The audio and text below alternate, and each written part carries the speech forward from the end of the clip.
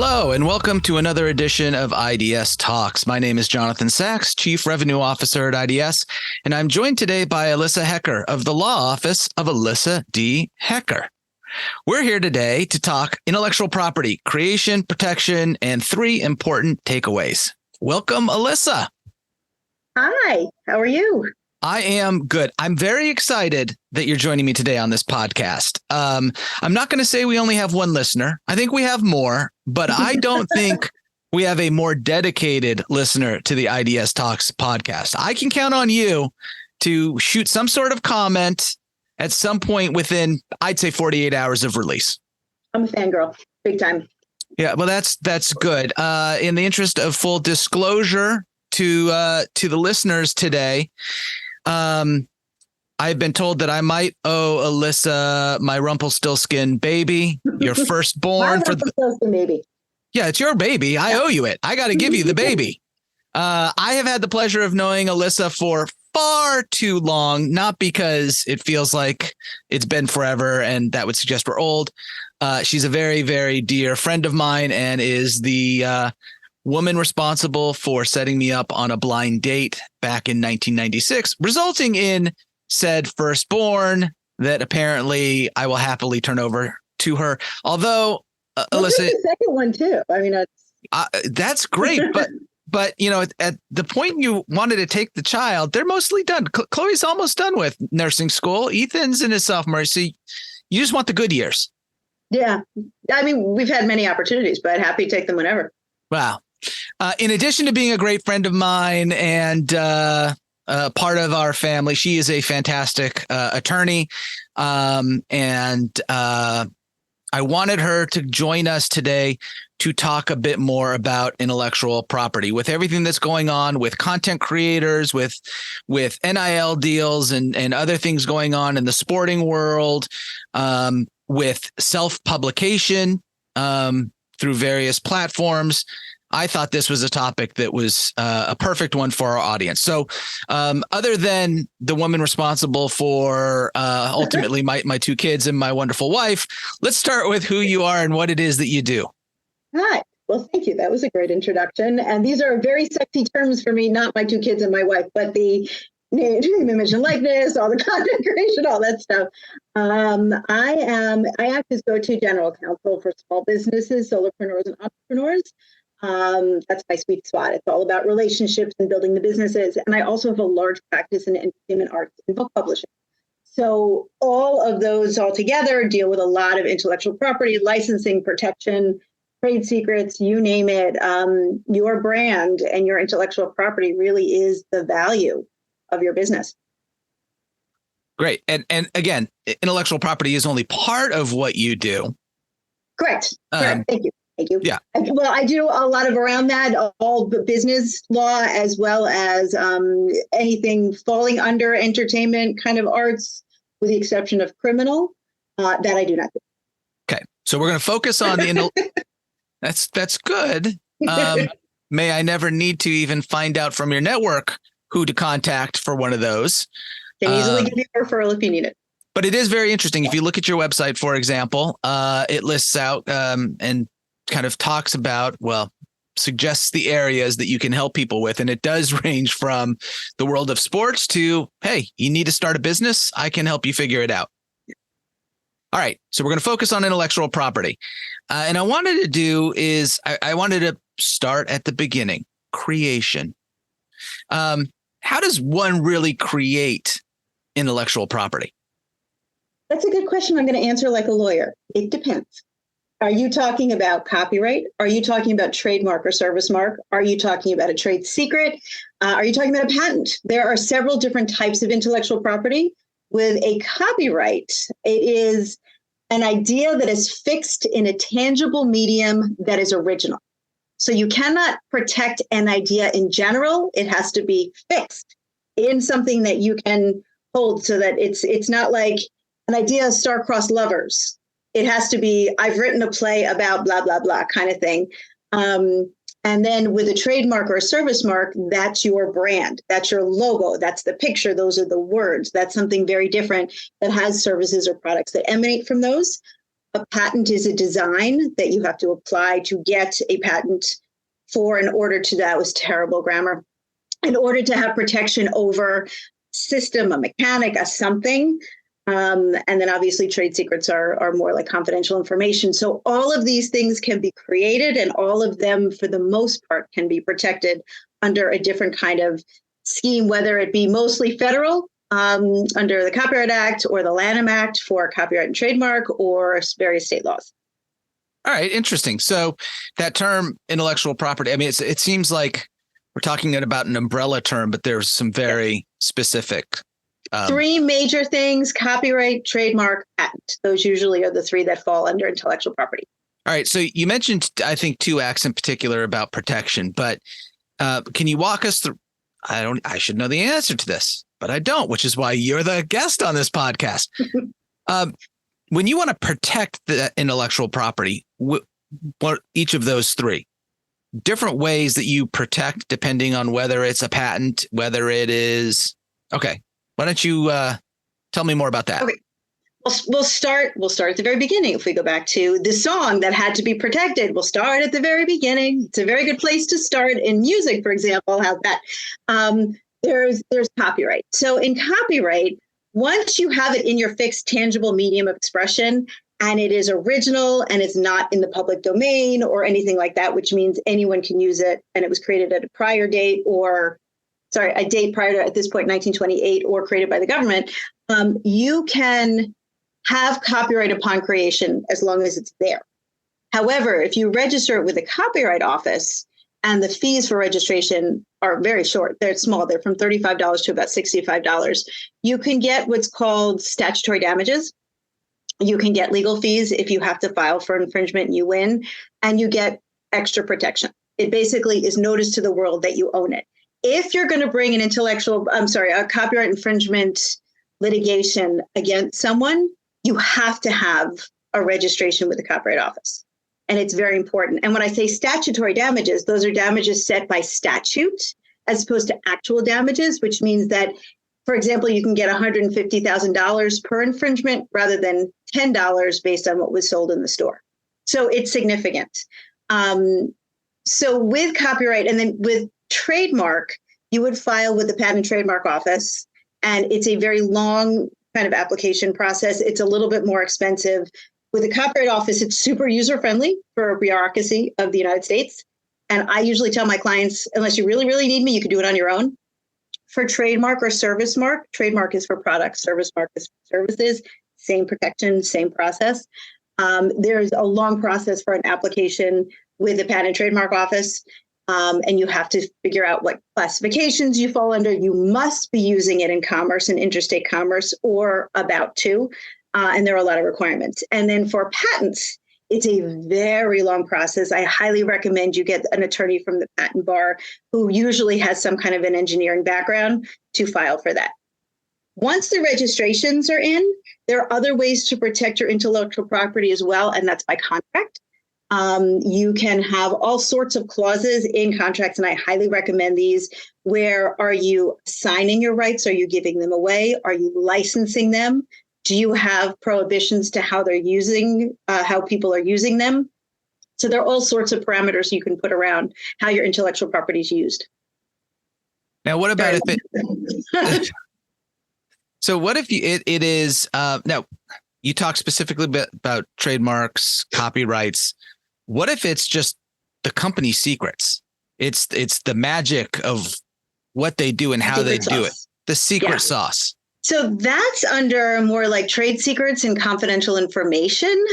You may or may not want to register something like that with the Copyright Office, because whatever you register becomes a public record, so people can access it.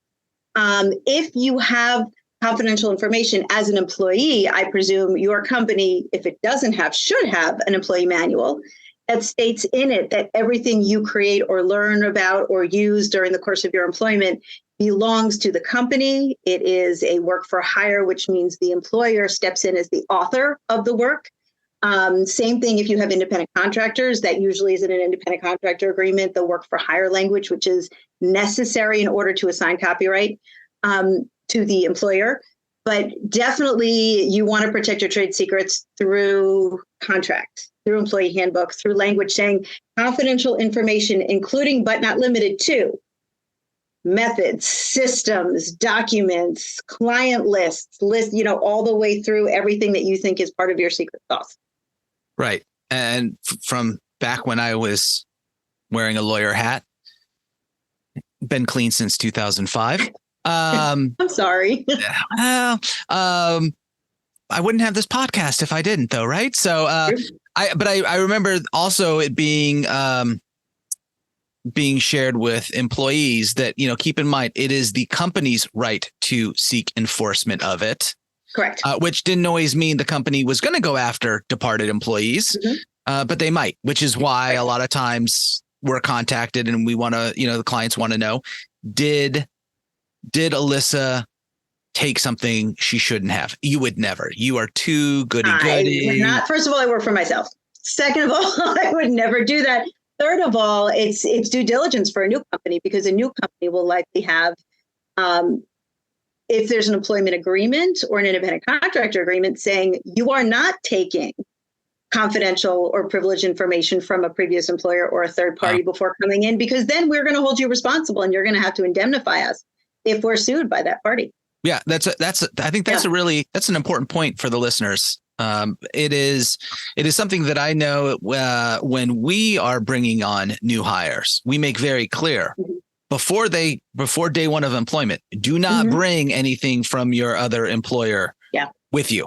That's usually in an offer letter too. Yeah, yep. We do not want any of it. And part of the reason is that we believe that if we're going to enforce it, and have our own agreements, we've got to live by them. We're not going to work to undermine someone else's. So, well, it's good you're working for an ethical company. Yeah. I wouldn't imagine you anywhere else. All right. So we've got the creation part. What do we do in terms of protection? I mean, you talked a little bit about this with the filings that you do within the different places. So I guess we've probably covered this well. Instead, let's go to what an individual should do if they suspect somebody is either taking their intellectual property has misappropriated it in some form or fashion. Okay. You said individual, so this would work individual. This would work for a company. This would work for whoever is This is. You can answer in whichever order you want. It sounds like there are 3 different ways you would answer it. So no, I was going to say it doesn't matter if it's an individual or a company or whatever. It's actually pretty much my approach may differ from other attorneys' approaches. I try to take the let's all see if we can walk away with something kind of approach initially. Normally, it's a gentle cease and desist letter. Hey, don't know if you're aware, but blah, blah, blah. This trademark number, blah, blah, blah, was registered, whatever. Or here's our registered copyright. You're using it. Most of the time, I'm so sorry. I'll never do it again. We get a signed declaration. Fine. They're also on notice. And if it's really not, if it's more like, I found this out there and it's not like there's money being made and it's just someone kind of using it for a trademark, if there's a likelihood of consumer confusion, we obviously want to stop that because we want to make sure that there's no dilution of a brand. So that's a really important thing. And as a trademark owner, it's your obligation to police that. So it's very important to get that out there. For copyright, there's also a statute of limitations. You have to file or at least notify within a reasonable amount of time of when you knew or should have known that there was an infringement, and then you can bring a lawsuit if you need to. My job is usually to go out and not have to deal with a lawsuit, but to have some sort of settlement.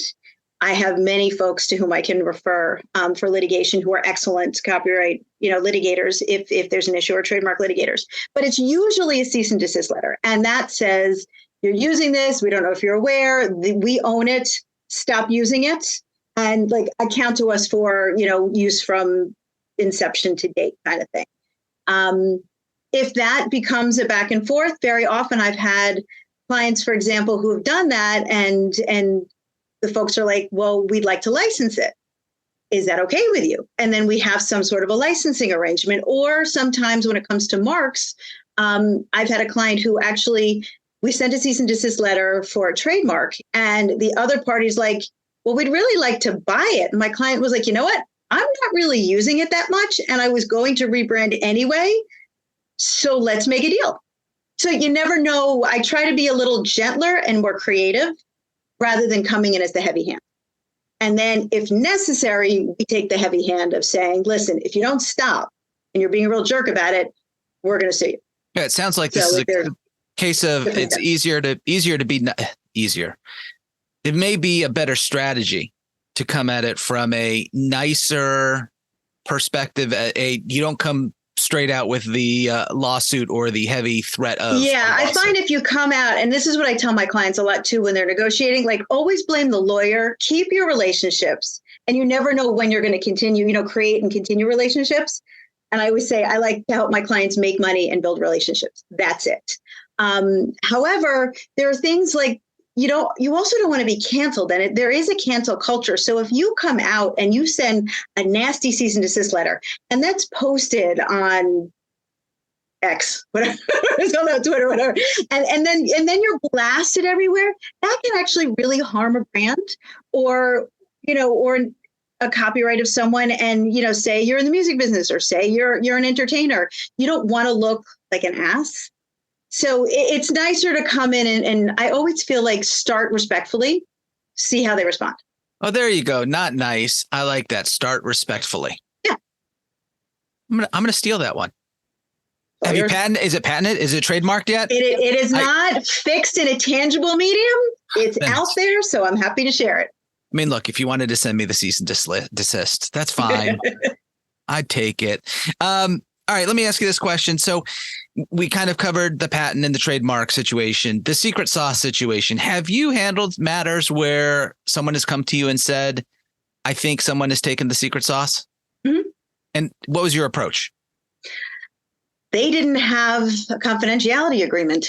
They didn't have an employment agreement. They didn't have an employee handbook. And what we did after the fact was make sure that they created one. We wrote one immediately because a lot of clients come to me, especially with small businesses, because they've been handshake mom and pops for a long time. And as they're scaling, they're realizing that they need that legal infrastructure to protect them and that to protect them from people leaving and taking all the secret sauce. So putting that stuff together, there was not much recourse also because there was no work for hire language. And again, if you create something and you don't have the work for hire language in there, your copyright actually stays with the person who created it if that language is not there, which is why I say when you're hiring a graphic designer or if you're hiring an independent contractor, make sure as the employer you have that language in there, because what they're giving you otherwise is just a license and they can still use it for somebody else or for something else. So that's important to stay in there. There are other times where we were able to go after with some legal threats, and depending on the new entity or if the person who left was starting something, and then there was an issue of reaching out, a little bit of customer relations with the clients who they were trying to steal. That gets into more of a non-compete area, which is a little bit fuzzy at this point because you can no longer really use a lot of the non-compete language. So we're putting a lot more strongholds around the confidentiality provisions and less around the non-compete provisions in contracts right now. Got it. And it sounds like with this, unfortunately for the client that came to you, I mean, fortunate they came to you, unfortunate that they didn't have what they needed, that, and I heard this analogy somewhere at one point, it's easier to fix the roof on a sunny day than Before in the middle, yes. Right? Versus in the middle of a storm. And in this case, it's sort of, do we have anything? Oh, we should have something before you find yourself limited in what you can do because you didn't have this language. Yeah. Well, just interrupt for a second. Also, a lot of people start, whether in my entertainment clients or my small business clients, they're working with collaborators, they're working with friends, they're working with family, they're working with people they trust. And what happens is if you don't have good agreements going forward, which are your roadmap, as you know from law school, your roadmaps to your relationships, down the line when something happens, you completely lose those relationships because people are like, he said, she said, it's mine, it's yours. So that's one thing I work on a lot with my clients is making sure, because you trust them, because you have this relationship, that's why it's even more important to have these provisions in there so that you can keep the relationships and make sure you all understand what your obligations are, what your responsibilities are, what you get out of it, and things like that. And who owns what. That's why I won't get into business with my family. All right. So understanding all of this and what you've shared with us, I wanted to ask you, why should people and corporations come to you for their IP related needs? Well, the matchmaker, obviously, that helps. Well, I mean, come on. I can't. Wait. You need it. Look, likelihood of success may not be as high. What is this? Past performance is no indication of future guarantee. Something along those lines. It's true, except I do have 3 marriages under my belt of matchmaking, and I'm definitely going to heaven for that. But that translates over into what I do in business. So it's definitely, like I said, I'm about relationships. I act as go-to general counsel, so I'm always the advisor. I don't have a transactional relationship with my clients. I get to know the whole. I get to know what's happening in your business, what's happening with your kids, what's happening with your parents. Do you have deadlines? Do you have certain issues? Would it be good for me to match you up with someone else who I know who can help you succeed? I have a lot of venture capitalists as clients. I have a lot of startups as clients. It makes me happy to make them all successful. That's where I think I stand out from a lot of other attorneys. I really get to know you and make sure that what I do is for you and your business and your world specifically. You can go online, you can cut and paste you can save money on legal, you can use LegalZoom. That's not what you need. You need the agreements, the understanding, the advisor. I don't charge you for every minute. It's a long-term relationship. And that's how I thrive. That's what feeds my soul too, because I really feel that my clients do great things. They're making the world a better place. Super passionate about what they do. I couldn't do what they do, but I love being able to handle like the back office protections so that they can just do what they need to do and do it really well. I think that's awesome. Yeah. All right. Last substantive question before a fun one. Yes. I kind of told the audience in advance they would be walking away with 3 key takeaways. So what are your 3 takeaways?